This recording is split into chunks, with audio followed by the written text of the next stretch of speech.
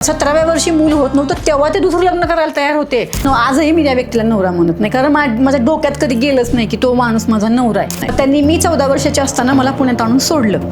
दिवसभर घरामध्ये बसून तर काय करायचं, मग मी असा विचार केला की एक काम करूया, आपण मेस चालू करूया. ते स्वयंपाक करता करता किंवा त्याचं एवढंच एक्झर्शन मला झालं ना, ब्लडच्या ओमिटिंग झाल्या आणि जेव्हा मी चेकअप केलं तेव्हा कळलं की लास्ट स्टेज TBचा आजार झालाय. म्हणजे आमचे नवरा बायकोचे पर्सनली वाद खूप सुरू झाले, कारण त्यांचं असं म्हणणं होतं की तुझ्यामुळं मला आजार होईल. मला डॉक्टर पण असे भेटले ना त्यावेळेस की देवाच्या कृपेने माझी त्यांनी घरातच ट्रीटमेंट केली. तशा मला डॉक्टरांनी शिकवलं होतं इंजेक्शन कसं घ्यायचं. बापरे. माझ्या मुलांनी आहेत त्या परिस्थितीला स्वीकारलं. म्हणजे आई वडिलांचा घटस्फोट झाला तर त्याचा मुलांवर काय परिणाम होतो. 2015 मध्ये त्यांनी डिवोर्स केस फाईल केली. तर मी आम्हा भगवानांचं करते आणि मी जवळपास 25 वर्षापासून त्यांच्या सान्निध्यामध्ये आहे. नमस्कार, मी लाईव्ह गुरु कविता जाधव तुम्हा सगळ्यांचं परत एकदा स्वागत करते माझ्या मल्टीमिलिनियर कविताज पॉडकास्ट सिरीजमध्ये. आपण दरवेळी नवनवीन विषय घेऊन येत असतो, तुम्हाला नवनवीन इन्फॉर्मेशन देण्याचा प्रयत्न करतो आणि समाजात काय चाललेलं आहे नेमकं ते दाखवत असतो. जसा एका पुरुषाला संघर्ष असतो त्याहीपेक्षा जास्त स्त्रीला संघर्ष असतो असं मी नेहमी म्हणते, आणि तो असतोच. परंतु संघर्ष आणि आयुष्य काय आहे याचं जिवंत उदाहरण म्हणजे मनीषाताई धुमाळ आज ज्या आपल्यासोबत आहेत. त्यांनी अगदी वयाच्या 5व्या वर्षापासून तर आत्तापर्यंत संघर्ष केलेला आहे. जगण्यासाठी, वागण्यासाठी, मुलांसाठी प्रत्येक एक गोष्ट त्यांची रंजक आणि थरारक आहे. आपण पुढे जाऊयातच त्याआधी चॅनलला लाईक, शेअर आणि सबस्क्राईब नक्की करा. तुम्हाला अशा नवनवीन अपडेट्स आणि पॉडकास्ट ज्यामधून तुम्हाला इन्फॉर्मेशन पण मिळणार आहे आणि एक इन्स्पिरेशनल स्टोरी मिळेल ज्यामधून तुम्ही सुद्धा इन्स्पायर्ड होऊन काहीतरी नवीन करू शकाल. सो सगळ्यात आधी आपण स्वागत करूयात मनीषाताई यांचं. मनीषाताई, खूप खूप थँक्यू. तुम्ही आज या पॉडकास्टच्या माध्यमातून बऱ्याच स्त्रियांना काही गोष्टी सांगणार आहात आणि त्याचं मोड म्हणजे माझं पॉडकास्ट होणार आहे, त्यासाठी खूप खूप थँक्यू. आल्याबद्दल धन्यवाद.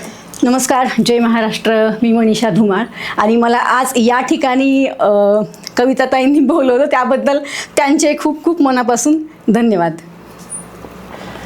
सो तुमच्याबद्दल बरंच ऐकलेलं आहे मी.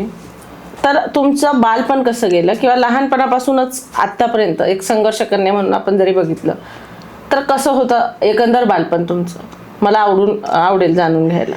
सगळ्यात अगोदर तर मी एक गोष्ट तुम्हाला या ठिकाणी सांगू इच्छिते. आता तुम्ही मला बालपण विचारले ना, तर मी जेव्हा बघते आत्ता की माझं बालपण कसं होतं, तर माझ्या बालपणामध्ये मला या हातामध्ये एक पिशवी असायची अडकवलेली आणि या हातामध्ये एक रॉकेलचं कॅन्ड असायचं. किंवा तेव्हा गॅस वगैरे नव्हते त्यामुळं रॉकेलवर सगळं चालायचं. आणि माझं म्हणजे माझ्या वडिलांचं जे काही बॅकग्राऊंड आहे ते हॉटेल लाईन आहे, त्याच्यामुळं रॉकेल आणि ती पिशवी कायम माझ्या हातामध्ये असायची. कारण बरेच तिथं जे शिकायला आलेले मुलं असतात कॉलेजला बाहेरून, तर ते आमच्याकडं मेस असल्यामुळं जेवायला होते आणि जवळपास 100 लोक आमच्याकडे जेवायला होती ती मुलं. त्यामुळं ती सगळी जबाबदारी माझ्याकडे होती की काही आणायचं असेल, लागलं काही तर ते सगळं मला हो. कारण माझे वडील जे होते ना ते होमगार्ड म्हणजे पोलीस लाईनमध्ये होते, तर वडिलांना बाहेरची ड्युटी वगैरे आली तर जायला लागायचं आणि घरी कोणीच नव्हतं. म्हणजे आई आणि मीच. आता आईनंतर मीच होते, त्यामुळे आता आई कुठं पळापळ करणार ना. त्यामुळं वयाच्या 5व्या वर्षापासूनच म्हणजे ह्याच्यामध्ये आहे मी. बालपण तर मला आठवतच नाही अजिबात. म्हणजे कधीही मला कोणीही विचारलं ना बालपण तर मला तेच दिसतं, पिशवी आणि रॉकेलचं कॅन, बस. अरे बापरे. मग त्याच्या पुढचा प्रवास कसा होता तुमचं? शिक्षण, लग्न आणि पुढे मग थोडंसं ब्रीफ करा. शिक्षण जर विचारलं माझं तुम्ही तर आमच्या म्हणजे आता तेव्हाचा काळ कसा होता ना की मुलीला शिकून काहीच उपयोग नाही. तिला काय लग्न केलं की जायचंय थोडक्यात काय तर चूल आणि मूल जसं होतं एका स्त्रीच्या आयुष्यामध्ये, तेच विचारधारेतनं मी आलेली आहे. बरोबर. आणि मुलींनी बाहेर जायचं नाही, कोणाला बोलायचं नाही, काहीच नाही. म्हणजे काही असं एकदम काय म्हणतात त्याला पूर्ण पडद्यात म्हणलात ना तसं तरी चालेल. तर त्या बॅकग्राऊंडमधनं मी आलेली आहे. आणि राहिलं शिक्षणाचा प्रश्न तर फक्त 10वी शिक्षण झालेलं आहे माझं आणि तेही खूप रडत कडत झालेलं आहे अगदी. म्हणजे मुलींनी शिकायला नाही पाहिजे, काय गरज नाही मुलींनी शिकायची असं होतं. आता ह्याच्यामध्ये शिक्षण जे आहे ते 5वीपर्यंत झालं माझं. म्हणजे मी 5वीपर्यंत शिक्षण घेतलं. पण तेव्हा जेव्हा मी 10 वर्षाची होते, 5वीला होते, 10 वर्षाचे होते, त्यावेळेस माझ्या वडिलांच्या मनामध्ये एक असा विचार आला की आपण हिचं लग्न करू. कारण माझ्या माझी जी आत्या आहे त्यांच्याच मुलाचं स्थळ मला आलं मी 10 वर्षाची असताना. आणि तेव्हा माझ्या वडिलांचं असं म्हणणं होतं की ठीक आहे, चला आता आपली मुलगी आपण कुठंतरी म्हणजे करणारच आहोत ना मुलीचं लग्न, त्यापेक्षा चला आपल्या बहिणीच्या घरी आपली मुलगी गेली तर चांगलं होईल, आपली बहीण आपल्याला जवळ होईल, एक नातं चांगलं डेव्हलप होईल, असं माझ्या वडिलांचा दृष्टिकोन होता त्यावेळेस. म्हणून त्यांनी मी 10 वर्षाची असताना माझ्या आत्याच्या मुलाबरोबर लग्न केलं, माझं करून दिलं. आणि जे मी अगोदर एका चॅनलवर हे सांगितलं होतं तेव्हाच माझं हे सगळी स्टोरी समोर आली. मी पहिलं ज्या चॅनलवर माझी मुलाखत झाली होती तिथं मी सांगितलं होतं की मी ज्या व्यक्तीबरोबर माझं लग्न झालं त्या माझ्या आत्याचा मुलगा आहे तो, ते 7 वर्षांनी माझ्यापेक्षा मोठे होते. त्यामुळं त्यांनी मला त्यांच्या अंगा खांद्यावर आणि त्या व्यक्तीशी माझं लग्न करून दिलं यांनी. तर त्या व्यक्तीला मी अजून पण आजही मी त्या व्यक्तीला नवरा म्हणत नाही, कारण माझ्या डोक्यात कधी गेलंच नाही की तो माणूस माझा नवरा आहे. मला त्यांच्याशी लग्न करायचं नव्हतं, मला त्यांच्याबरोबर राहायचं पण नव्हतं. पण तरी लग्न झालं. लग्न झाल्यानंतर आता मी 10 वर्षाचे होते, लग्न काय हे मला म्हणजे समजत पण नव्हतं त्यावेळेस. 10 वर्षाचे असताना लग्न कसं करू शकतात? आता हे झालेलं आहे पण करू शकत नाही. खूपच भीषण आहे वास्तव जे आहे ते, तुम्ही ते फेस केलेलं आहे. Hats off. तुम्ही म्हणलात ते बरोबर आहे, 10 वर्षाचं असताना लग्न कसं होऊ शकतं, पण आता हे सत्य परिस्थिती आहे, म्हणजे झालंय असं. मग हे झाल्यानंतर लग्न झाल्यानंतर आता पुढं एकतर मी लहान होते, मला तेव्हा काय अक्कल पण नव्हती. मग तिकडे सासरे जाऊन काय करणार. मग मी असं ठरवलं पुढं की आपण म्हणजे माझा वैयक्तिक निर्णय होता तेव्हा की आपल्याला शिकायचं आहे पुढं. म्हणजे थोडक्यात असं म्हणा की मला काहीतरी करायचं होतं, कारण माझे वडील जे होते मी मगाशीच तुम्हाला सांगितलं की ते पोलीस लाईनमध्ये होते, बरोबर. त्यामुळं माझी पण इच्छा होती पोलीस लाईनमध्ये जायची, मला पोलीस व्हायचं होतं, माझी ती इच्छा खूप होती. पण ते तसं झालं नाही. आणि थोडक्यात देशासाठी किंवा आपल्या समाजासाठी लहानपणापासूनच ते कुठंतरी म्हणजे जर माझं बॅकग्राऊंड बघितलं तर कोणी समाजकारणात नाही, कोण राजकारणात नाही, कोणी अध्यात्मात नाही, कशातच कोणी नाही आहे. पण माझ्यामध्ये ते कुठून गेलं मला माहीत नाही, किंवा आपलं जसं म्हणतो आपण पूर्वजन्माचं आपलं काहीतरी घेऊन आलेलो आपण, तर तसं काहीतरी असेल. तर ते लहानपणापासूनच ते बी माझ्यामध्ये रवलं गेलं होतं आतमध्ये की मला काहीतरी करायचं आहे. मी असं म्हणजे थोडक्यात जर म्हणायचं तर किडा मुंगीसारखं मला जगायचं नाही, मला काहीतरी करायचंच आहे एवढं फक्त होतं. काय करायचं हे नव्हतं माहिती, करायचं काहीतरी एवढं होतं.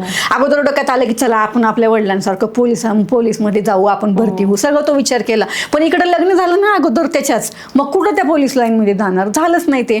मग त्यानंतर मी म्हणलं चला आपण शिक्षण तर कमीत कमी करू. मग असंच कसं परत शिक्षण चालू केलं. 7वी पर्यंत शिक्षण कसं तरी झालं माझं, म्हणजे ते 2 वर्ष गेली. पण 7वीच्या नंतर मी झाले 14 वर्षाची. परत माझ्या वडिलांच्या मनात विचार आला, चला आता ही 14 वर्षाची झाली ना, म्हणजे ठीक आहे आता हिला कळतंय, आता नेऊन सोडा हिला परत. मग त्यांनी मी 14 वर्षाची असताना मला पुण्यात आणून सोडलं. पुण्यात आणून सोडल्यानंतर माझ्या मनात काय होतं की मला तर राहायचंच नाही ह्याच्याबरोबर, हेच होतं माझ्या मनात, मला तर राहायचंच नाही ह्याच्याबरोबर. आणि तेव्हा म्हणजे काही समजत पण नव्हतं एवढं. तर आमच्या दोघांची आहे ना कंटिन्यू भांडणं व्हायची, खूप भांडणं व्हायची. म्हणलं मला राहायचंच नाही आहे इथं. मग त्यांनी काय केलं, म्हणलं चल तुला राहायचं नाही तर नेऊन सोडतो. तर त्यांनी मला पुण्यामधून जेव्हा इथून त्यांनी मला मारत नेलं होतं, इथून पुण्यातून माझ्या गावापर्यंत, मी लातूर माझं माहेर आहे, माझी जन्मभूमी लातूर आहे, तिथपर्यंत त्यांनी मला मारत नेलं होतं. माझ्या अंगावर बेल्टची वळ उठली होती, हे माझ्या घरच्यांनी बघितलं इथून त्यांनी. आणि हे कोणी बघितलं तर आमच्या नेमकं योगायोगाने आमच्या बसमध्ये माझ्याच माहेरमधले गावातले एक जण होते, त्यांनी बघितलं. आणि ते माझ्या वडिलांना सांगितलं, म्हणलं काय तो माणूस की कसं तिला मारत वगैरे आणलंय त्यांनी, बघ जरा काय ते. मग त्याच्यानंतर ते सगळं झालं. तिथून मग आता परत नेऊन सोडलं, आता परत काय करायचं पुढं, आता कसं. त्यांनी तर नेऊन सोडलं गावाला, आई वडील तर ठेवून घ्यायला तयार नव्हते. आता पुढं काय, इकडं पण नाही तिकडं पण नाही, मला तर काय अक्कल नाही, समाजात आपली कुठं ओळख नाही, सपोर्ट नाही कोणाचा, कसलं काही बॅकग्राऊंड नव्हतं. मग माझ्या वडिलांनी एक सिस्टर होत्या आमच्या सरकारी हॉस्पिटलमधल्या, त्यांना बहीण मानलं होतं. तर त्यांनीच मला शिक्षण शिकवलेलं आहे आत्तापर्यंत. ही स्टोरी मी तुम्हाला इथं आत्ता ॲड करते की लहान पहिलीपासून त्यांनीच मला 7वी पर्यंत शिकवलं होतं. माझ्या वडिलांनी काही खर्च केलेला नाही आहे माझ्या शिक्षणाचा, त्यांनी शिकवलं मला. पुढं आता मग मी त्यांच्याकडे गेले, म्हणलं आंटी मला परत शिकायचं आहे. तर त्या म्हणल्या ठीक आहे, तुला आता आली आहेस तर बघ तू शिक्षण. मग मी गेले शाळेत. तर शिक्षकांनी सांगितलं की नाही, तुझं लग्न झालेलं आहे, तू ऑलरेडी गेलेली आहेस तिकडे राहायला, 1 वर्ष तुझं गॅप पडलंय आणि आता तिकडं माहित नाही ना काय झालंय, त्यामुळे तू तुझ्या पेरेंट्सला घेऊन ये, आई वडिलांना. जर ते म्हणले ॲडमिशन करा तर मग आम्ही ॲडमिशन करू. मग मी घरी येऊन सांगितलं, वडील आई दोघं पण म्हणले नाही आम्ही काही येणार नाही, बघून घे तुझं तू काय करायचं ते. आता इकडं ॲडमिशन मिळत नाही शाळेत, आई वडील यायला तयार नाहीत. परत आंटीला जाऊन सांगितलं, म्हणलं आंटी असं. त्या माझ्याबरोबर शाळेत आल्या, त्यांनी प्रिन्सिपलला रिक्वेस्ट केली आणि मला नंतर 8वीला ॲडमिशन मिळालं. आणि मग मी 8वी 9वी 10वी 3 वर्ष शिकले. त्या 3 वर्षामध्ये मला रनिंगची खूप आवड होती आणि प्रत्येक वेळेस माझा रनिंगमध्ये पहिला नंबर यायचा. अरे वा वा. तर माझा तालुका पातळीवर पहिला नंबर आला, थाळी फेकला, गोळा फेकला आणि रनिंगला पहिला नंबर आला. त्याच्यानंतर जिल्हा पातळीवर पण माझा रनिंगमध्ये पहिला नंबर आला. मला स्टेट लेवलला म्हणजे महाराष्ट्र लेवलला बोलवलं होतं, पण घरच्यांनी नाही सांगितलं. आपल्या मुली कधी असं बाहेर जात नाहीत, तू इथपर्यंत गेलीस ना बाद झालं. जर तिथं गेले असते तर आज काहीतरी वेगळंच असतं मला असं वाटतंय. मग तिथं जायची काही संधी मिळाली नाही, मग तिथं पण सोडून दिलं. मग तोही विषय संपला. त्याच्यानंतर 10वी झाली. आता 10वी झाल्यानंतर मी 16 वर्षाची झाली. मग घरच्यांच्या मनामध्ये आलं की चला आता हिला आपण परत नेऊन तिकडं सोडू. आता तर फायनल झालंय, शिक्षण झालंय 10वीपर्यंत, काही का असेल ना, आता नेऊन सोडू. तेव्हा मला माझ्या वडील म्हणले चला आवरा, तुम्हाला नेऊन सोडायचं आहे आता. मग गाडी वगैरे सगळी बुक केली, सगळे चुलते वगैरे माझे आले मला इकडे पुण्याला आणून सोडायला. त्याच्यानंतर मी म्हणलं मला जायचंच नाही आणि मी त्या आंटीच्या घरी जाऊन लपले, त्यांच्या घरी जाऊन की मला जायचं नाही आहे. आणि मग नंतर माझे वडील तिथं आले, म्हणले तिला बाहेर काढा, ती तुमच्याकडंच आलेली आहे. ती म्हणले नाही रे माझ्याकडनं आली. ते म्हणले नाही तुमच्याचकडं आली आहे, तिला बाहेर काढा. तर त्या बोलल्या पण की म्हणलं हे बघ, तर तिला जर जायचं नाही आहे ना, तू तिच्या आयुष्याची खराबा करू नकोस, तुला नाही ना सांभाळायचं तिला, तिच्यासाठी मी करते सगळं काही, मी आत्तापर्यंत केले ना, इथून पुढे मीच तिचं करते, तू काहीच नको करू. मग नंतर मला पुण्यात आणून सोडलं. त्याच्यानंतर ह्याच्यामध्ये खूप संघर्ष झाला माझा पुढच्या माझ्या आयुष्यामध्ये. त्याच्यानंतर मी असंच आता घरात बसून काय करायचं ना, म्हणून मी मेस चालू केली. एक टिफिनपासून माझे रोजचे 175 टिफिन झाले. 175 टिफिन ते स्वयंपाक करता करता किंवा त्याचं एवढंच एक्झर्शन मला झालं ना की त्याच्यामध्ये मला झाला टीबीचा आजार, तोही लास्ट स्टेज. ज्यावेळेस मी मगाशी बोलले की मी आंटीकडे होते आमच्या, तिथून मला माझ्या वडिलांनी त्या सिस्टरला म्हणजे त्या आंटीला अशी धमकी दिली माझ्या की तुम्ही जर तिला नाही पाठवलं तर मी औषध पिऊन मरणार. आणि तेव्हा त्यांनी मला सांगितलं की हे बघ आता त्यांनी जर काही करून घेतलं तर तू पुढं तुझं आयुष्य कसं जगशील, त्यापेक्षा तू जा आणि तुझं हेच आयुष्य आहे असं समज आणि तसंच राहतो. बापरे, काय थरारक म्हणावी अशी स्टोरी आहे. मग तुम्ही परत पुण्यात आलात. हां, मी नंतर पुण्यात मग आले. प्रेमाचा अनुभव कसा आला तुम्हाला? पहिलं प्रेम कसं वाटलं तुम्हाला तुमचं? म्हणजे नवऱ्यासोबत तर आता ऑफिशियली तुम्ही आफ्टर 16 इयर्स म्हणजे 16 वर्षाच्या झाल्यानंतर आलात ना? हो. तर काय अनुभव होता आल्यानंतर? कसं वाटलं तुम्हाला? काय बदल दिसला? पहिल्यांदा तर त्यांनी तुम्हाला मारलं वगैरे, सोडून आलेत.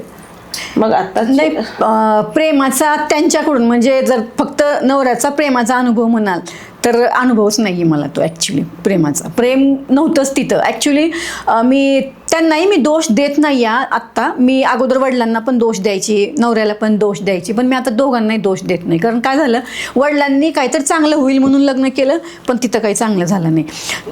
नवऱ्याने पण तेच केलं होतं, त्यांना माझ्याशी लग्न नव्हतं करायचं आणि मला त्यांच्याशी करायचं नव्हतं. आम्हाला दोघांनाही एकमेकांशी करायचं नव्हतं, पण त्यांच्या आईने त्यांना धमकी दिली ती, मला माझ्या वडिलांनी धमकी दिली होती, म्हणून ते लग्न झालं. तर त्यामुळं प्रेमाचा तर पार्ट तिथं येतच नाही. पण जबरदस्ती आता झालंय बाबा चला आता समाज आपल्याकडं एका वेगळ्या दृष्टिकोनाने बघत असतो त्यावेळेस. ॲक्च्युली हे सगळं जे झालं ते दुसऱ्यांसाठीच झालं, पण चला आता आलोय आपण एक ह्याच्यामध्ये तर तसं करू, सुरुवात झाली. पण प्रेमाचा जर अनुभव तुम्ही मला विचारला माझ्या नवऱ्याकडून, तर मला तो आजही मला ते फील पण होत नाही आणि मला अनुभव पण नाही आहे त्या प्रेमाचा. अरे बापरे. मग प्रेम आणि आकर्षण यामधला फरक काय असतो असं वाटतं तुम्हाला? प्रेम जे आहे ते तुमच्या अंतःकरणातनं येत असतं, ते भावना असतात तुमच्या. बरोबर. आकर्षण म्हणजे काय आहे, आता एखादी व्यक्ती मी बघितली आहे तर तेव्हा असं वाटलं हां किती छान आहे, असं आहे तसं आहे, जे काही तुमच्या मनात तेव्हा भावना येतात ना त्या व्यक्तीबद्दल थोड्या वेळासाठी. आकर्षण हे थोड्या वेळासाठी असतं आणि प्रेम जे असतं ना ते लॉंग टाईम असतं असं मला वाटतंय ह्याच्यामध्ये. प्रेमामध्ये सर्वात मोठी चूक लोक काय करतात? कुठली चूक असते की जी सगळेच लोक करतात?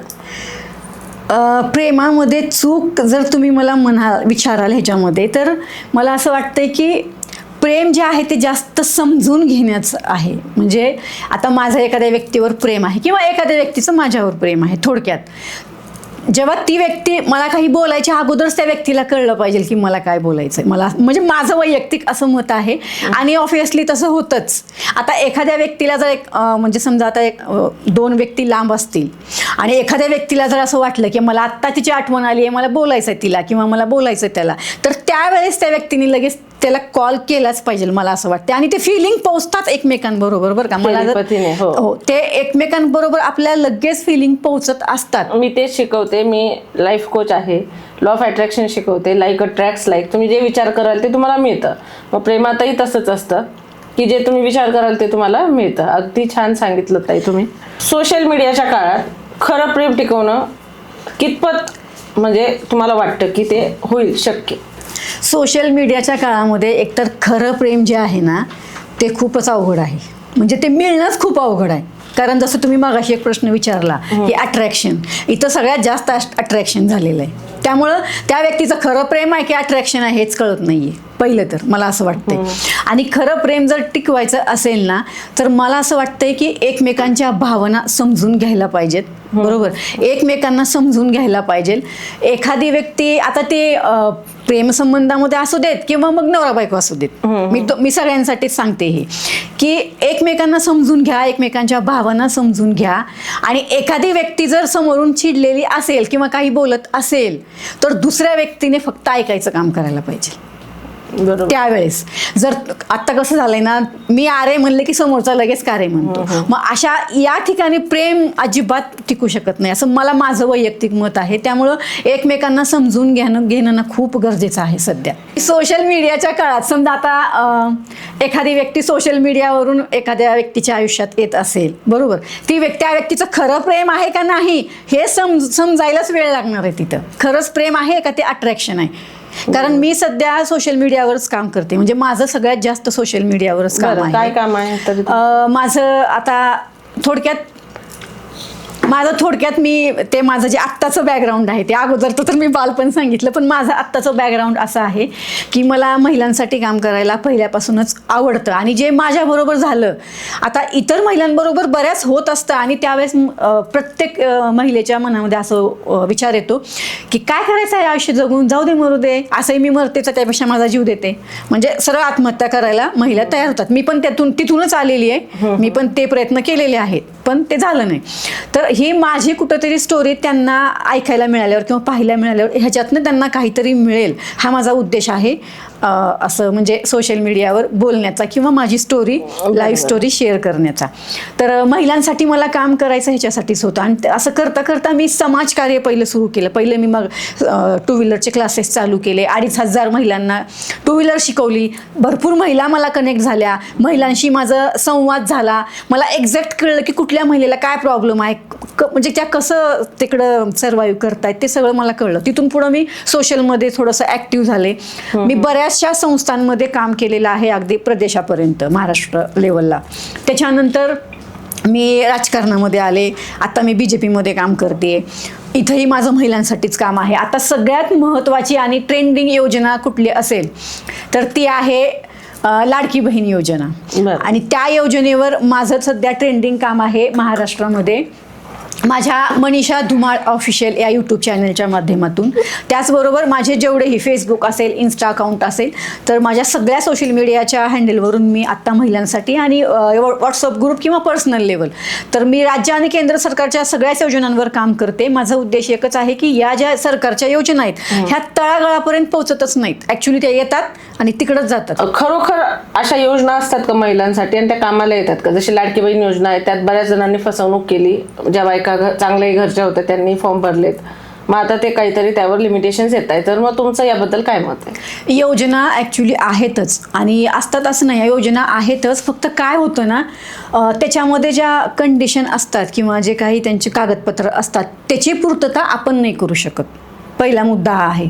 आता एकतर ती योजना आपल्यापर्यंत पोहोचतच नाही. आता ही लाडकी बहीण योजना का पोहोचली? कारण हे खूप व्हायरल झाली म्हणून ही लवकर पोहोचली. तसं भरपूर निराधार योजना आहेत, आपल्या शेतकऱ्यांसाठी योजना आहेत, बरोबर. आत्ताच कालच्या अधिवेशनामध्ये अजून एक महिला शेतकऱ्यांसाठी सुद्धा जे आहे, जे पुरुष शेतकरी लाभ घेत आहेत ना, त्या सगळ्या फॅसिलिटी आता महिला शेतकऱ्यांना मिळणार. हे कालच अधिवेशनामध्ये 2026 विधायक पास झाले.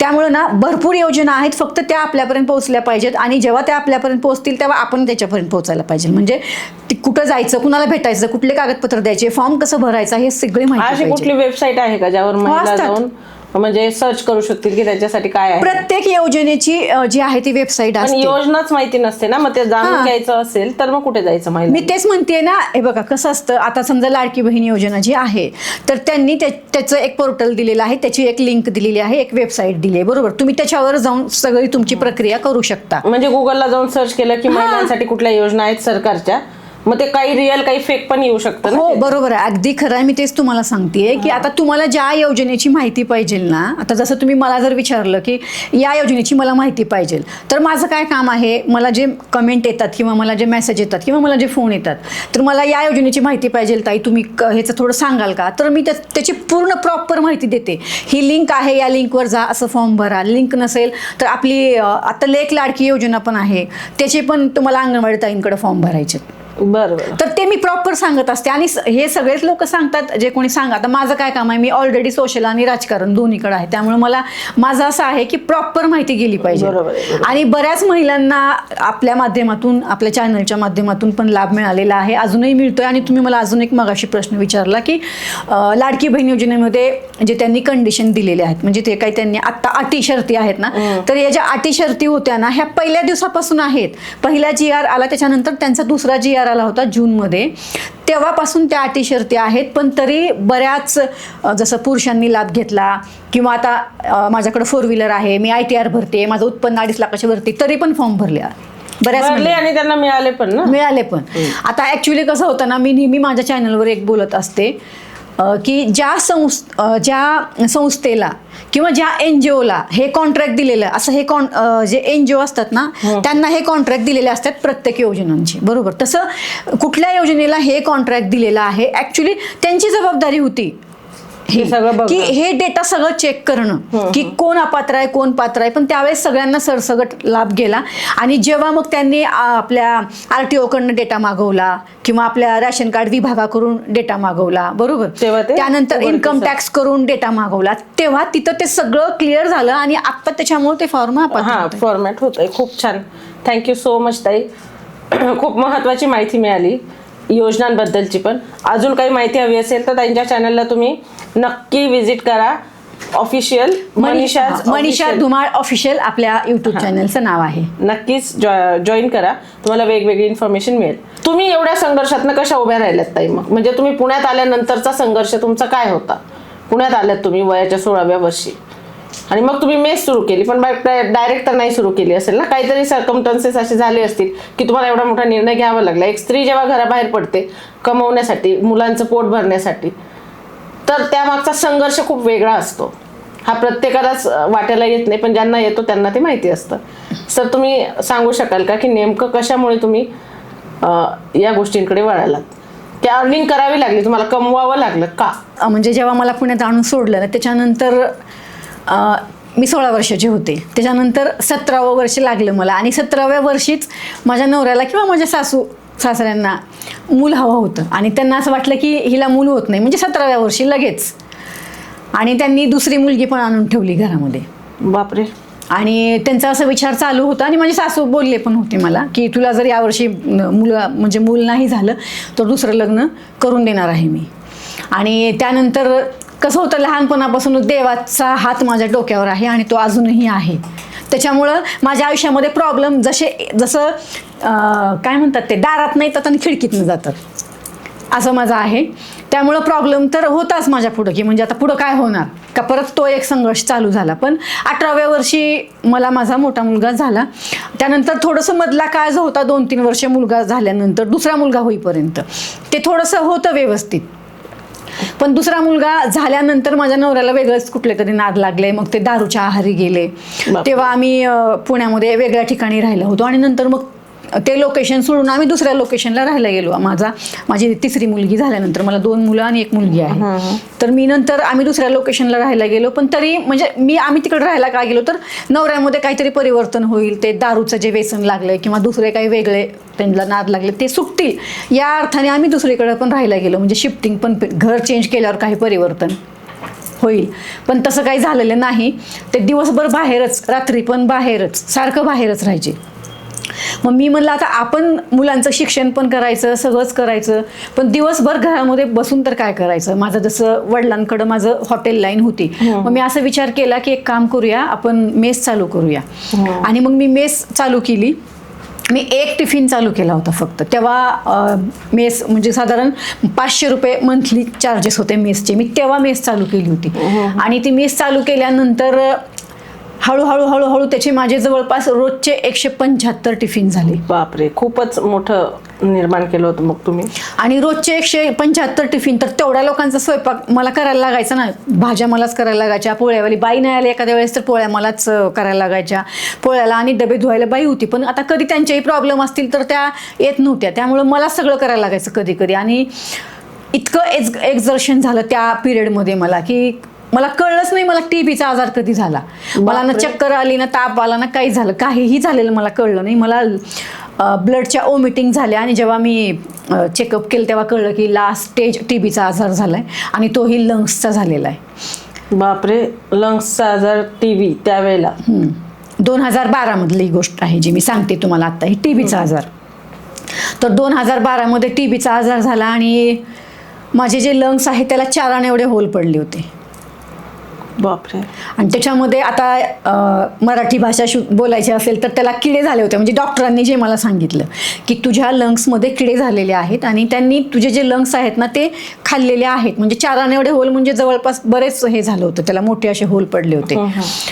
मग आता तिथून दुसरा संघर्ष सुरू झाला माझा. आणि त्यानंतर मग आमचे परत जे आमच्या घरात म्हणजे आमचे नवरा बायकोचे पर्सनली वाद खूप सुरू झाले. कारण त्यांचं असं म्हणणं होतं की तुझ्यामुळं मला आजार होईल. बरोबर आहे. हा टीबीचा आजार संशयजन्य, त्यामुळे त्यांचं असं म्हणणं होतं की तुझ्यामुळे मला होईल हा आजार, तर तुला मी औंधच्या हॉस्पिटलमध्ये नेऊन ॲडमिट करतो, तू तिथं राहा, तू जग मर, मला काय घेणं नाही त्याच्याशी. त्यांचं असं होतं. पण मला 3 मुलं होती. आता त्या 3 मुलांचं मीच बघितलं होतं. नवरा काय दुसरं लग्न करेल आणि राहील, बरोबर आहे, त्याला काय फरक नाही पडणार. पण मग आता मी काय करणार पुढं. त्यामुळं मग मी डॉक्टरांचं सजेशन घेतले. मला डॉक्टर पण असे भेटले ना त्यावेळेस की देवाच्या कृपेने माझी त्यांनी घरातच ट्रीटमेंट केली. म्हणजे माझ्या घरात राहून त्यांना मी सगळी ही हकीकत सांगितली, लपवलं नाही मी काहीच त्यांच्यापासून की सर म्हणलं असा असा विषय आहे. त्यांनी मला गाईड केलं. त्यांनी मला एक सांगितलं, म्हणलं टीबीचा आजार झाला म्हणजे तुझ्या हातापायाला कुठं तुला टीबी झालेला नाही आहे, तुझ्या लंग्समध्ये टीबी आहे, जो काही आजार आहे तुझ्या लंग्सला आहे, त्यामुळे तू तोंडाला जप फक्त. एकतर संपर्कात कुणाच्या येऊ नकोस. एका रूममध्ये मी 2 महिने होते एका रूममध्ये. म्हणजे जसं आता आपण कोविडच्या काळामध्ये जेव्हा कोविड झाला तेव्हा आपण क्वारंटाईन 15 दिवस व्हायचो ना, ते मी 2012 मध्येच झाले होते. त्यावेळेस मी ते सगळं अनुभवलेलं होतं. त्यावेळेस जेव्हा मी माझ्या मुलांसाठी स्वयंपाक करायची त्यावेळेस मी तोंडाला रुमाल बांधून बेडरूमच्या बाहेर यायचं. सगळे माझे जे काही कामं असतील ना ते मी माझी कामं करायची, परत बेडरूममध्ये दिवसभर जाऊन बसायची. असं करता करता वेळ निघून गेला. मला टीबीचा आजार झाल्यावर माझा नवरा माझ्याकडं म्हणजे तिथंच राहिला होते ते, पण ते कधीच म्हणजे असं बेडरूममध्ये आले नाहीत किंवा काय. हॉलमधनं यायचं, हॉलमधनंच जायचं. त्यांचे कपडे मी जर धुतले असतील तर ते डेटॉल टाकून परत घेणार. मी परत त्या कपड्याला हात नाही लावणार. माझ्या हातचं पाणी नाही पिले. जेवण तर लांबच. बापरे. मग असं करता करता ते खूप वाद वाढले आणि ते डायरेक्ट 2000 नंतर निघून गेले. ते निघून गेल्यानंतर मग पुढचा प्रवास माझा आणखीन तिथून संघर्षाचा सुरू झाला. कारण 3 मुलं होती ना. बरोबर आहे. मग ते निघून गेले म्हणजे मग मुलं तुमचे केवढे मोठे होते? किंवा माझा मोठा मुलगा 12वीला होता त्यावेळेला म्हणजे 2000 जेव्हा ते निघून गेले तेव्हाच. मोठा मुलगा 12वीला होता. बारका मुलगा तर अजून लहानच होता आणि मुलगी तर खूपच लहान होती. बापरे. त्यावेळेस मग आता पुढचं काय करायचं. आता एकतर त्या मुलांना म्हणजे माझ्या डोक्यात त्यावेळेस एवढंच होतं की यांना एक टाइम जेवायला काय देऊ, बस. यांचं शिक्षण, यांचं करिअर, ते काय त्याच्या काही डोक्यात नव्हतं माझ्या. मग कसं केलं तुम्ही पुढे? मला टीबीचा आजार, त्याच्यामध्ये मी जवळपास 95% माझा आजार कमी झाला.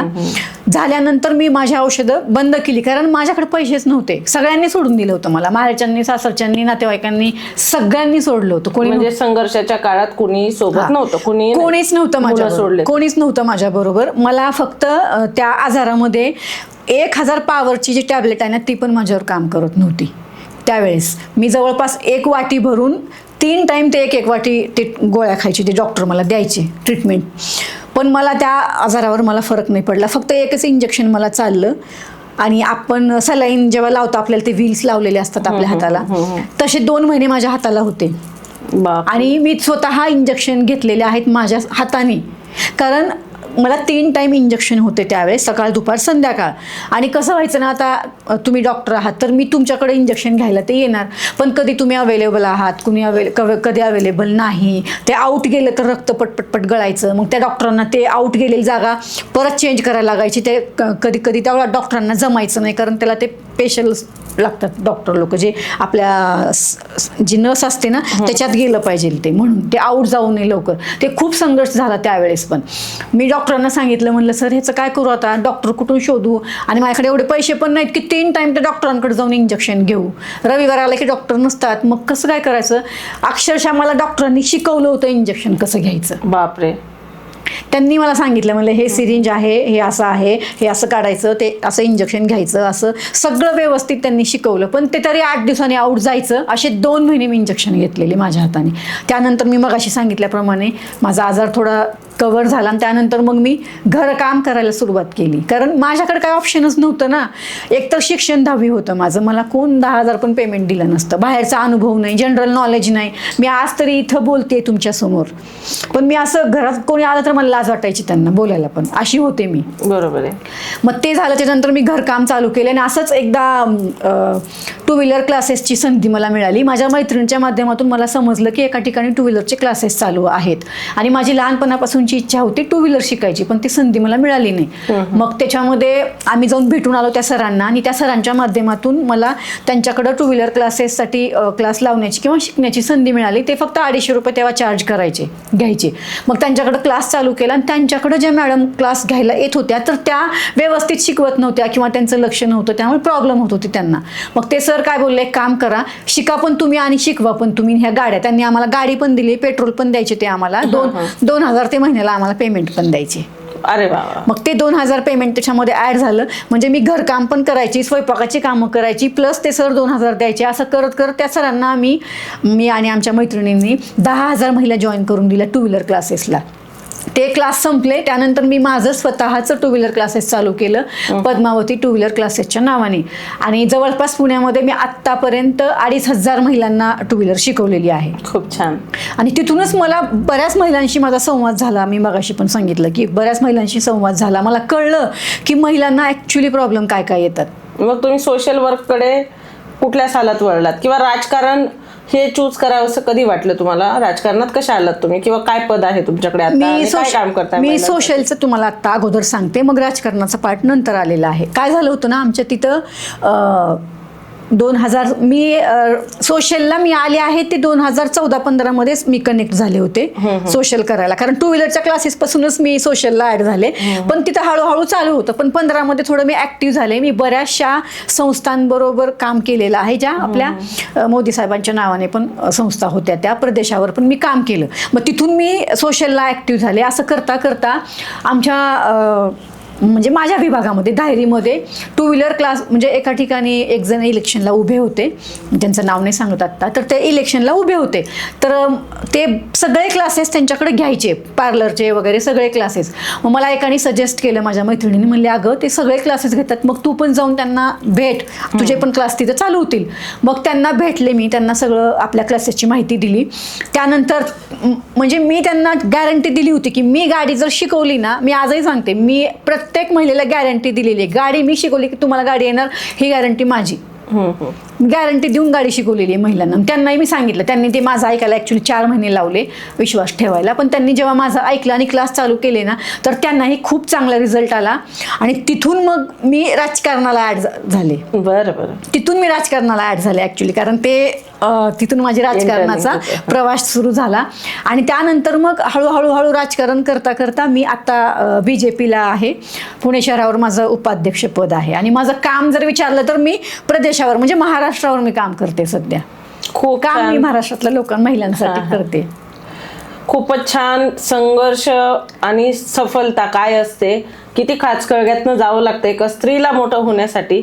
सगळ्यांना संघर्ष आहे, पुरुषाला आहे, स्त्रीला आहे, पण स्त्रीला जरा जास्त आहे, कारण सगळं सांभाळून करावं लागतं. नवरा तर निघून गेला, पण 3 मुलं सांभाळायचे होते, तर घरकाम करून, विणकाम करून, स्वयंपाक करून, सगळं काही जमेल ते काम करून मुलं मोठी केलेत. मग आता मुलांचा कसा प्रवास आहे तुमचा? हां, आता ह्याच्यामध्ये माझ्या मुलांचा थोडासा प्रवास सांगते. माझ्या मुलांनी पण खूप संघर्ष केला. सगळ्यात महत्त्वाचा पार्ट मला हा इथं ॲड करायचा आहे की माझ्या मुलांनी आहेत त्या परिस्थितीला स्वीकारलं. म्हणजे आई वडिलांचा घटस्फोट झाला तर त्याचा मुलांवर काय परिणाम होतो, बरोबर. आता माझ्या मुलांवर मला जेवढं वाटतंय ना का त्यांच्या मनात असेल की वडिलांचं प्रेम आपल्याला मिळालेलं नाहीये, वडिलांची आणि आईची जबाबदारी लहानपणापासून, त्यांच्या लहानपणापासून वडिलांची आणि आईची दोन्ही जबाबदाऱ्या मीच पार पडल्या. वडील होते तरी पण त्यांना ते प्रेम माहिती नव्हतं. आणि पण कमीत कमी वडील होते तर ना, म्हणजे आहेत तर म्हणायला होते, पण नंतर ते प्रेम त्यांना मिळालं नाही. त्यांच्या मनामध्ये अजूनही असेल की आपल्याला वडिलांचं प्रेम मिळालं नाही. पण माझ्या मुलांनी आजपर्यंत कधीच मला बोलून दाखवलेलं नाहीये हे. त्याच्यानंतर आहे ना, मी जसं मगाशी बोलले, टीबीचा आजार झाला, मिस्टर गेले, संघर्ष केला. त्यानंतर त्यांनी 2015 मधलं हा विषय माझा 2015 मध्ये त्यांनी डिवोर्स केस फाईल केली. आणि त्यावेळेस मी मगाशी पण बोलले तुम्हाला की माझ्या डोक्यात एकच होतं की माझ्या मुलांना मी काय खाऊ घालू, डिवोर्स कुठं द्यायला जाऊ त्यांना. कारण डिवोर्स केस त्यांनी लातूरला फाईल केली. माझ्याकडे 1 पण रुपया नव्हता त्या लातूरला जाऊन वकील द्यायला पण, आणि मला घरातल्यांचा सपोर्ट पण नव्हता. तरी पण त्यांच्या वकिलांनी मला एकदा रिक्वेस्ट केली, म्हणली या तुम्ही इथं, काय असेल ते आपण बघू, कॉम्प्रोमाइज करू. म्हणलं ठीक आहे, तुम्ही म्हणताय म्हणून मी येते. मी एकदा गेले पहिल्यांदा. तिथे गेल्यानंतर माझी एकच मागणी होती, मी ज्या फ्लॅटमध्ये राहते तो फ्लॅट फक्त मला द्या, मी माझं बघेल मला काय करायचं ते. नाहीतर एक काम करा, तुम्ही तुमची मुलं ठेवून घ्या, घर पण ठेवून घ्या, मला माझं हे करा. कारण मला राहायचंच नव्हतं त्यांच्याबरोबर. एवढ्या मोठ्या आजारात तुम्ही मला सोडून गेलात, मला सोडलात, ठीक आहे मान्य आहे, पण माझ्या डोक्यात काय होतं, माझ्या पोरांची काय चूक होती. बरोबर आहे, माझ्या पोरांची काय चूक होती, तुम्ही मला नका बघू, पण पोरांना का नाही बघितलं. त्यांना तर तुमचं कर्तव्य होतं, तुम्ही दुसरं लग्न करायला. त्यांना टीव्ही झाला असता तर तुम्ही गेले असतात का? हा, त्यांना टीव्ही झाला असता किंवा त्यांना कुठलाही आजार झाला असता तर मी सोडलं असतं का? नसतं सोडलं. आहे त्या परिस्थितीला मी स्वीकार केला असता. हे पुरुषांची मानसिकता बदलणं फार गरजेचं आहे. अजून सुद्धा स्त्रिया खूप संघर्ष करता येत आहे. तुमचा तर काळ खूप मागचा झाला, पण आज सुद्धा स्त्रियाही संघर्ष करताय ना. आता स्त्रियाच त्रासही देतात. आता नुकतीच आपण लोहगडवरची घटना बघितली. म्हणजे आता बंड करायला लागले आहेत मग, पण तो बंड चांगला नाहीये. जे आहे बसून बोलून घेतलं पाहिजे. आता तुमच्यासारखा संघर्ष जर वाटायला आला तर आत्ताच्या तर मुली काय करतील मला माहित नाही. आत्ताच्या म्हणजे मी जे बघतेय ना, आता मी जर महिलांसाठी काम करते ह्याच्यासाठी मी जे बोलणार आहे आता, हे कोणी पर्सनली घेऊ नये ऍक्च्युली. ज्याचा त्याचा आपला दृष्टिकोन आहे किंवा ज्याचे त्याचे आपले अनुभव आहेत. जसं माझे अनुभव आहेत तसे तुमचे आहेत. प्रत्येकाच्या अनुभवानुसार आपण सगळं हे करत असतो. मला इथे एकच सांगायचं आहे ह्याच्यामध्ये की संघर्ष तर कोणी फेस करणार नाही किंवा संघर्ष फेस पण करतायत महिला, दोन्ही पण आहे.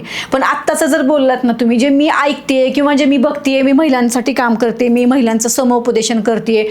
माझ्या माध्यमातून 2 केस अशा आहेत ज्या डिवोर्स केस ज्या फाईल झालेल्या होत्या त्या मी सॉल्व्ह केल्या आणि ते लोक आता बरोबर राहत आहेत. बरोबर आहे. म्हणजे हे सगळं माझं समुपदेशनाचं काम आहे.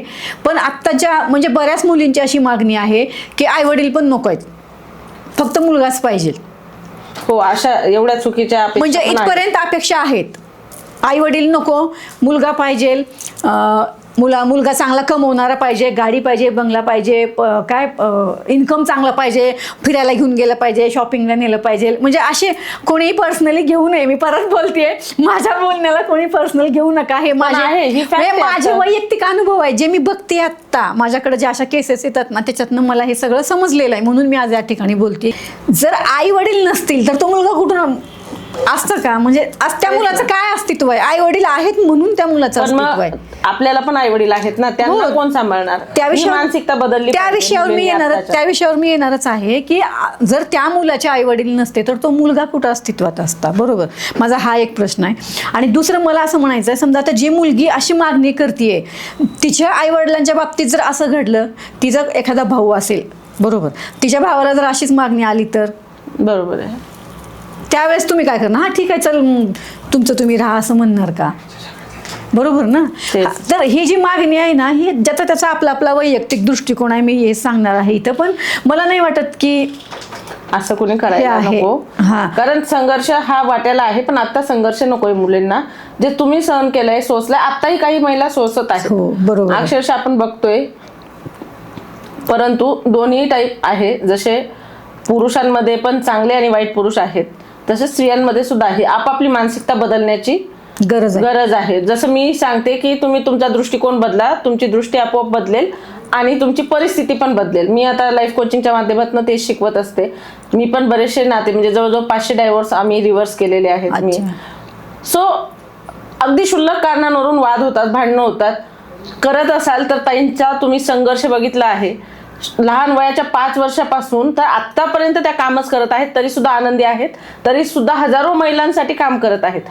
म्हणजे संघर्षातनं उडी घेऊन पुढे जायचं आणि इतरांना मदत करायची, की त्या संघर्षाचं भांडवल करून आणि मी कशी बिचारी म्हणून घरातच बसायचं आणि सगळ्यांना ताप द्यायचा. आपण आपलं ठरवायचं आहे. खरोखर खूप प्रेरणादायी तुमचा प्रवास आहे ताई. म्हणजे 4 तास जरी तुमचं घेतलं तरी संपणार नाही असा प्रवास आहे. खूपच सुंदर. आणि जे तुम्ही मांडलेत मुद्दे ते पण खूप छान आहेत. आणि तुमचा संघर्षाला तर खरंच सलाम आहे. एवढ्या लहानपणापासून परत मॅरेजमध्ये हे मुलांना मोठं करणं, त्यातनं पद घेतलं आहे, त्यातनं तुम्ही महिलांना शिकवत आहात. म्हणजे किती नवनवीन प्रकार करून बघितले, गाडी शिकवण्यापासून, मेस चालवण्यापासून, घरकामं. म्हणजे हे खूप वाखाणण्याजोगं आहे. कुठलाही अनुभव सुटला नाही किंवा कुठलंही काम सुटलं नाही माझ्याकडून. आणि मी जसं कसं होतं ना, आपले लाईफची एक जर्नी असते, लाईफ जर्नी असते आपली, जे ठरलेली असते की म्हणजे आज मी या ठिकाणी बसली आहे ना. मी आत्ता एक तुम्हाला या ठिकाणी सांगते, माझ्या अख्ख्या खानदानामध्ये, माझ्या पूर्ण खानदानात, दोन्हीकडं पण, सासरी पण माहेरी पण, बरोबर, सासरी माहेरी, ना कोणी राजकारणात आहे, कोणी समाजकारणात आहे, ना कोणी, मी अध्यात्मात सुद्धा आहे, मी कोणी अध्यात्मात आहे आणि कोणी सोशल मीडियाला पण नाही. म्हणजे महिला मुलींचं सांगते मी, मुलींमध्ये कोणीच नाही. मी वैयक्तिक एकटीच आहे दोन्ही फॅमिलीमधून. अरे वा. आणि मी स्वतः पण विचार करते, माझी तर ही फील्ड नव्हती. मी कुठं म्हणजे अगदी राजकारण, अगदी सोशल मीडिया, म्हणजे यूट्यूबवर तर मी कधी विचार पण नव्हता केला की मी यूट्यूब चालू करेल ना आणि मी असं म्हणजे माहिती पण देईल. माझ्यासाठी सुद्धा हे खूप, म्हणजे मी जसं बोलले ना की ही सगळी देवानी जर्नी माझ्यासाठी जी आहे ना, लिहून ठेवले, ते स्टेप बाय स्टेप करून ठेवलेली. म्हणजे मी इथं जाणार, मग त्या ॲक्च्युली त्या फील्डमधले मला जे आहेत ना, जेवढेही माझा मित्र परिवार जो आहे, त्या फील्डनुसार मला भेटत गेला असं. आणि त्यांच्या माध्यमातून मी पुढं गेले. खूपच छान. अध्यात्माचा तुम्ही बऱ्याचदा उल्लेख केला ताई, तर मग कुठल्या देवाचं तुम्ही खूप जास्त करतात किंवा असं वाटतं की त्याचं वरदहस्त तुमच्यावर आहे? तर मी आम्हा भगवानांचं करते आणि मी जवळपास 25 वर्षापासून त्यांच्या सान्निध्यामध्ये आहे. आणि आज जर तुम्ही मला विचारलं तर मी तुमच्या समोरच त्यांच्यामुळं बसली आहे. माझ्या आयुष्यात खूप प्रॉब्लेम आले, खूप एवढे प्रॉब्लेम आले की माझ्या घरावर जप्ती आली. भगवानांना सांगितलं, रडले, बोलले. भगवान म्हणले मी करतो. माझ्या घरी जी श्रीमूर्ती आहे ना भगवानांची मोठी, भगवानांना सांगितलं, भगवान म्हणले मी करतो. कशाला टेन्शन घेते. त्यांनी केलं. माझा डिवोर्स त्यांनी सगळं व्यवस्थित केलं. म्हणजे जे काही माझ्या आयुष्यामध्ये TB पासून किंवा संघर्षापर्यंत किंवा तुमच्यासारखी लोक चांगली माझ्या आयुष्यात येण्यापर्यंत हे सगळं त्यांनी केलेलं आहे. आणि आज जिवंतही मी त्यांच्यामुळे आणि इथंही मी त्यांच्याचमुळे बसली आहे. जे काही माझ्या आयुष्यामध्ये होतं आहे आज, ते फक्त त्यांच्यामुळेच होतं आहे आणि ते आहेत म्हणून मी आहे. आणि त्यांचं मी आता 25 वर्षापासून करते. आता जेव्हा मी येत होते ना, तेव्हा मला घाई होती. मला इकडनं फोन येत होता ना, कुठं पोहोचलात. मी काय केलं, बॅग घेतली आणि पटापटा खाली निघून आले. पार्किंगपर्यंत आले. म्हटलं अरे भगवानांना बोललेच नाही आहे, लक्षात कसं राहिलं नाही. तरी पण मधून आतून आवाज येत होता, भगवान सॉरी मी तुमचं दर्शन नाही घेतलं, मी जाणार आहे, पॉडकास्ट आहे, असं म्हणजे सगळं व्यवस्थित वगैरे होऊ द्या. पण नाही, आतून आवाज येत होता की ये. म्हणजे वरती ये असं आतून आवाज येत होता आणि मी म्हणलं बाबा नाही, जायलाच पाहिजे. परत वरती गेले 4थ्या मजल्यावर, भगवानांच्या चरणावर हात ठेवला आणि म्हणलं भगवान मी असं असं चालली आहे, माझा पहिला हा पॉडकास्ट आहे. तसं मी बाकी आपले केलेले Story सांगितल्या आहेत. हां, स्टोरी सांगितलेल्या आहेत, पण पॉडकास्ट माझा हा पहिला आहे. आणि माझी ही सुद्धा खूप इच्छा होती खूप दिवसापासून, जास्त तुमच्या माध्यमातून पूर्ण झाली पॉडकास्टची. तर भगवानच्या चरणावर हात ठेवले. मी तुम्हाला सांगू पण नाही शकत आहे, मी जेव्हा हात ठेवून प्रार्थना करत होते, सांगत होते, तेव्हा अचानक वरती मी जे फूल ठेवलं होतं ना, ते फूल खाली माझ्या ह्याच्यात पडलं हातावर. अरे वा वा वा, खूप छान. म्हणजे तुम्हाला आदेश दिला की तुझा हा, त्यांचा आदेश असा आला की तू जा, मी आहे तुझ्या बरोबर, म्हणजे असं हे आहे. आणि मी ते फुल माझ्या बरोबर घेऊन आली आता. अरे वा वा. मी घरी नाही ठेवलं ते, की चला ठीक आहे तुम्ही ते खालून वरून ते खाली पडलं श्रीमूर्तीवरून, ते तुम्ही आपण फोटो म्हणतात पण आम्ही श्रीमूर्ती म्हणतो, तर ते वरती ठेवलं होतं ना सकाळी. तर मी जसं श्रीमूर्तीला हात लावला आणि मी प्रार्थना करत होते, ते फुल खाली पडलं माझ्या इकडं. मी ते फुल घेऊन आली आता.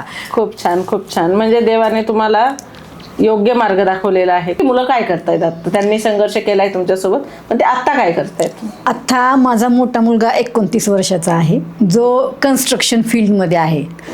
तो HOD म्हणून सगळं काम पाहतो, बिल्डर लाईनमध्ये आहे. दुसरा मुलगा माझा आत्ता पार्ले कंपनीमध्ये आहे, तो नाशिकला जॉब करतो, तर तो तिकडच शिफ्ट झाला, तो पण सेटल झाला. तो पण. आणि मुलगी जी आहे ती आत्ता बँकेत आहे जॉबला. अरे वा, म्हणजे तिन्ही मुलं सेट झालेत. खूप छान. खूप म्हणजे एवढ्या संघर्षातनं सुद्धा तिन्ही मुलांना पायावर उभं केलं. खरंच हॅट्स ऑफ आहेत आणि खरंच संघर्षाला सलाम तुमच्या. म्हणून मी मगाशी बोलले मी की माझ्या मुलांनी पण भरपूर संघर्ष केला, पण माझ्या मुलांनी माझ्या संघर्षाला बघून त्याच्यातनं प्रेरणा घेऊन आज ते सेटल आहेत. म्हणजे मी माझं कामधंदा बघत होते, माझ्या मुलांकडे लक्ष द्यायला पण वेळ नव्हता, पण माझे मुलं कुठल्याही वाईट मार्गाला गेलेले नाहीयेत. ते माझ्या संघर्षातून, त्यांच्या संघर्षातून ते स्वतः पण घडले. आपली पण इच्छा पाहिजे ना. बरोबर आहे. खूप छान. सो सगळा आपला विषय खूप गहन आहे आणि मला परत पुनर्जन्म घ्यायचं नाही. मला माझ्या आत्म्याला मोक्ष पाहिजे, त्याच्यासाठी सुद्धा माझे सगळं म्हणजे तृप्ती व्हायला हवी. आपण ज्या वेळेस मरतो, मला एक या ठिकाणी मला ताईंना एक विषय सांगायचा आहे की तुम्ही मला माझा जो पॉडकास्ट असेल दुसरा, तो अध्यात्माच्या विषयावर घ्या. नक्कीच तुम्हाला त्या ठिकाणी माझ्याकडनं व्यवस्थित नक्कीच मार्ग म्हणजे उत्तरं मिळतील. जे मी अनुभव केले ते तुम्हाला नक्कीच मी त्या ठिकाणी सांगेल. म्हणून हा विषय माझा अध्यात्माचा होता की मला परत या धर्तीवर जन्म घेऊन यायचं नाही. मला माझ्या सगळ्या इच्छा पूर्ण झाल्यात. जी माझी एक इच्छा किंवा 1-2-3 माझ्या इच्छा आहेत, त्याच मार्गावर मी आत्ता आहे. आणि त्या माझ्या इच्छा पूर्ण झाल्या ना की मी परत येणार नाही. आणि मला मरते वेळेस कसं मरायचं आहे ना हे सुद्धा मला माहिती आहे, त्यामुळं मला मोक्ष मिळेल. तर ही माझी लाईफ जर्नी होती. जाता जाता एवढं सांगणार आहे की माझ्या आयुष्यामध्ये 2 साथीदार मला मिळाले. माझ्या आयुष्यात मला 2 साथीदार मिळाले. ते आहेत, त्यांनी माझा साथ कधीच सोडला नाही, आणि ते आहे संघर्ष आणि जबाबदारी. बरोबर आहे. आता ह्या संघर्ष आणि जबाबदारीमधून तुमची मुक्तता व्हावी आणि तुमच्या आयुष्यात फक्त आनंद यावा, एवढीच मी पण ईश्वराकडे प्रार्थना करेल. सो सगळ्यांनी बघितलं आहे की मनीषाताई यांच्या आयुष्यात संघर्ष म्हणजे एक पिक्चर होईल अख्खा एवढा होता. सो त्यांची हॅपी एंडिंग व्हावी, त्यांच्या सगळ्या इच्छा पूर्ण व्हाव्यात. आणि तुम्हाला असं वाटत असेल की त्यांनी आपल्याकडे परत यावं, तर कमेंटमध्ये नक्कीच सांगा. आपण त्यांच्या अध्यात्माच्या विषयावर परत एकदा पॉडकास्ट करूयात. आणि अशा नवनवीन अजून वेगवेगळ्या विषयांसाठी तुम्ही मला सांगू शकतात की आपण पुढचा पॉडकास्ट कुणाचा घ्यायचा.